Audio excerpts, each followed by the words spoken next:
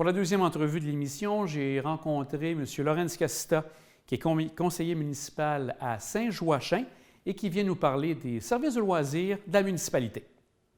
Alors, Laurens, il y a eu un réaménagement du centre des loisirs. Qu'est-ce qui a été fait ici au centre des loisirs de Saint-Joachim?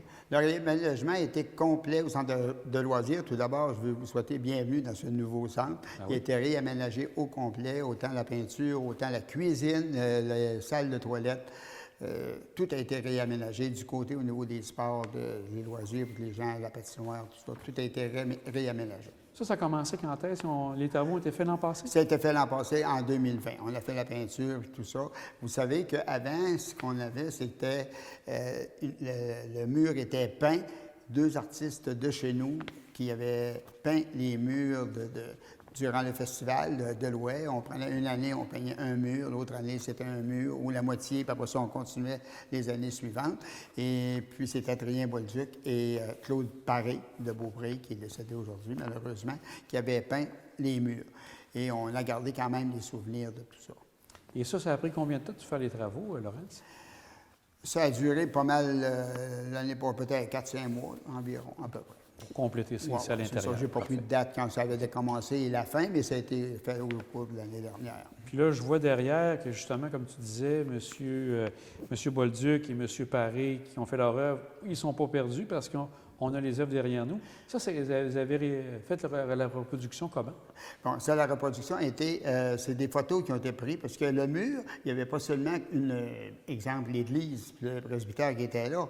Il y avait l'église, le presbytère, mais il y avait tous les arbres, il y avait toute une décoration qui s'agençait avec tout ça.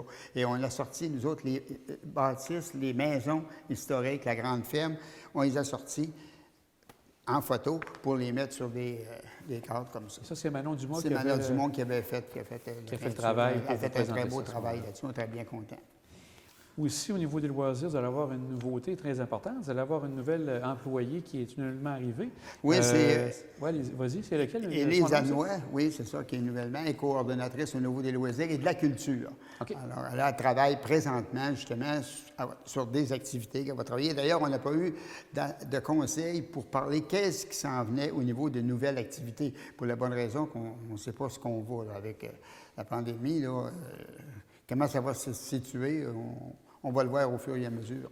Donc, dans les prochaines semaines, on va pouvoir avoir un peu plus de ce qui va se passer cet été ou durant l'automne qui s'en vient. Mais les gens vont être informés.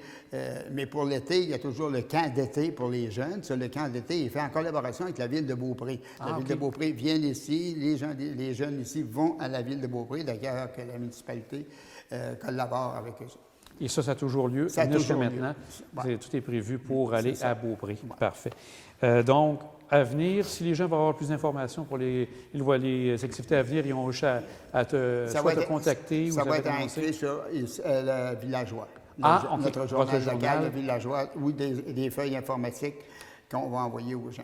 Parfait. Ça va être sur Internet aussi. Le site de la municipalité, il n'y a aucun problème. Tout est inscrit là-dessus. Tu as parlé de la pandémie, Laurens. L'an passé, en 2020, il y a quand même eu certaines activités qui ont pu se tenir. Peux-tu nous parler un peu de ce qui s'est passé en 2020 au niveau des loisirs? Bon, évidemment, durant Noël, on a toujours une activité qui se fait durant la période des fêtes. Alors, nous autres, cette année, c'était la magie de Noël. De quelle façon que ça a été fait? Les gens parlent justement à l'entremise du journal Villageois. Les jeunes, avec leur famille, parce que c'était toujours en famille, allaient sur la plateforme de Facebook puis étaient invités à rencontrer le lutin et de se faire rencontrer le contexte fantastique du rallye qui va avoir lieu. Alors là, il allait là-dessus, puis il y avait toutes les informations qu'il faut. J'ai pris des notes, là, c'est pour ça, il y avait tellement d'activités, je ne veux pas l'oublier. Et le 17 décembre, toujours sur Facebook, le lutin est invité à demander à ces jeunes-là, demander aux gens de fabriquer un instrument de musique qui allait s'en servir justement lors de l'activité. Alors ça a été réalisé également. Et là, le 19 décembre, c'était le rallye extérieur. C'est à bord de véhicules. Les participants devaient découvrir les indices qui se trouvaient un petit peu partout. Il y avait des mots de passe également. Et ce qui permettait, évidemment, à la magie de Noël, d'arriver à Saint-Joachim. Alors, c'était un très grand succès. On a pris des photos de toutes les familles. C'était très bien distancé. C'était séparé. Alors, les familles, on prenait les photos de les familles dans un encadrement qu'il y avait à la grande ferme, à la réserve, pas à la grande ferme, à la réserve, à l'entrée de la réserve. Et le tout, évidemment, s'est terminé ici par un feu d'artifice. Aussi, je pense, Laurence, que tu avais habituellement l'activité du carnaval en début d'année, à toutes les années, mais là, cette année, ça a été un petit peu modifié. Oui, on l'a fait de façon différente. Tout d'abord, c'était une journée qu'on avait d'un patinage au flambeau avec Carnaval. Même d'ailleurs, Bonhomme Carnaval descendait à tous les ans. Là, cette année, c'était différent. On est allé un petit peu comme il se fait. C'était du 19 février au 7 mars. C'était reparti sur plusieurs fins de semaine pour ne pas avoir trop de monde en même temps. Mais ça s'est très, très bien déroulé. Il y avait tous les vendredis soirs, il y avait du patinage au flambeau avec un thème thématique et il y avait des jeux de laser et puis il y avait des petits foyers que les gens pouvaient se réchauffer. Et avec le patinage, c'était un succès, ça a très bien répondu. Et les après-midi, évidemment, il y avait le patinage au grand air, bien sûr, patinage libre, suivi des trajets en trottinette des neiges. Puis il y avait de la raquette, de la glissade sur tube, et il y avait des sculptures. On avait des blocs qui étaient sur le terrain de tennis, et les familles étaient invitées à les sculpter. Alors, c'était un bon succès. Tout le monde a grandement apprécié la façon de faire. Aussi, je pense que tu as une activité pour le temps de Pâques qui a été organisée aussi. Pour le temps de Pâques aussi, je pense. Le temps de Pâques, oui, excuse-moi. Le temps de Pâques, oui, c'était en collaboration avec la Grande Ferme. Alors, vous connaissez le fameux trésor de Saint-Joachim. Oui. Et alors, les jeunes étaient invités par différents indices qui étaient placés sur le terrain de la Grande Ferme à trouver le trésor de Saint-Joachim. Alors, c'était là, encore une fois, en famille, tu voyais les enfants avec les parents qui essayaient de trouver le trésor de Saint-Joachim, qui ont réussi d'ailleurs à le trouver. Il y en a plusieurs qui l'ont trouvé. C'était intéressant. On en profite, étant donné que Laurence, tu t'occupes avec toute l'équipe du Festival de l'Oie. L'an passé, il n'y en a pas eu, malheureusement, comme on sait à cause de quelle raison.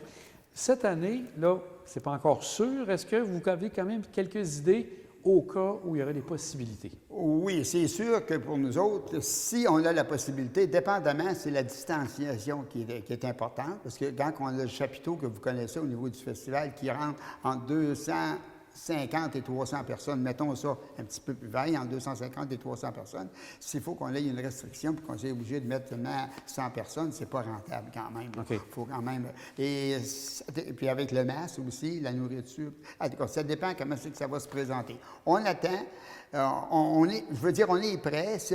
On a juste à faire les appels, tout ça, pour pouvoir s'organiser. Il n'y a pas de problème là-dessus. Mais seulement qu'on attend ce que M. Legault va nous arriver, ce qu'ils vont nous dire avec ça. Est-ce que dans les options, si vous n'êtes pas capable de le faire comme vous faisiez, tu dis que c'est peut-être pas aussi rentable, mais est-ce que vous aviez des fois des activités de remplacement pour que les gens puissent quand même passer dans le temps des oies? Là, ici? Oui, on a toujours la possibilité de le faire en plus petit, de le faire de façon différente, de le faire un petit peu comme quand ça a débuté au début. Il y a toujours peut-être la possibilité de le faire, parce que quand même, on était rendu gros, là. C'était une grosse fête. Il y a peut-être la possibilité de le faire. On va tout étudier ça lors d'une rencontre avec le comité, parce qu'on va se faire une rencontre pour ça. Une rencontre vidéoconférence, bien sûr. On a, bon, tu m'en parlais dans les loisirs, il y a quelques éléments aussi à retenir. Il y a des travaux qui vont se faire à la municipalité, travaux routiers. Est-ce que ça, tu es capable de nous en parler un petit peu, de voir ce qui s'en vient? Bien là, présentement, oui, c'est des travaux routiers. Au niveau du chemin du Cap-Tourmente qu'on veut améliorer. Ensuite de ça, il y a le chemin de la Blondelle. Présentement, on attend des subventions qui vont arriver, mais on attend aussi des soumissions? Des soumissions, pardon, qu'on a faites, je vais te le dire. On attend les soumissions. Alors, à ce moment-là, on va pouvoir le faire. Mais une autre activité aussi qui va avoir lieu, c'est le Tour du Cap-Tourmente-Simard. Ah, OK. OK, ça devrait avoir lieu. Je sais que Martin Fortin nous a contactés, puis là, bien, il se prépare pour ça. De quelle façon que ça va aller, bien, eux aussi auront des contraintes. Des contraintes qu'on attend pour ça. Et Laurence, si les gens veulent avoir de l'information, je pense aussi au niveau de l'hôtel de ville, il y a un changement d'heure pour l'ouverture. Oui, les gens peuvent communiquer au hôtel de ville, il n'y a aucun problème. Les changements d'heure, l'hôtel de ville est ouvert de 8 h le matin, au lieu de 8h30, il est ouvert de 8 h le matin jusqu'à 16h30. Et du lundi au jeudi, et le vendredi, c'est de 8 h jusqu'à midi. Parfait, dans l'après-midi, c'est fermé, mais en appelant l'hôtel de ville, le téléphone va être dispatché à des tierces personnes qui vont pouvoir répondre. Parfait. Donc, en appelant l'hôtel de ville, on peut voir si c'est possible de rencontrer quelqu'un, d'aller sur place, etc. C'est ça, on en discute avec le personnel. Exactement. Puis les gens peuvent toujours laisser leur demande à l'entrée. On a une boîte à cet effet. Je sais qu'il y a des gens qui viennent amener des rénovations, ils veulent avoir des permis pour la construction, n'importe quoi. Ils laissent dans la boîte à l'entrée, puis il n'y a aucun problème. Puis les gens les recontactent par la suite. Ça. Un grand merci, Laurence, pour l'entrevue. Ça nous fait plaisir.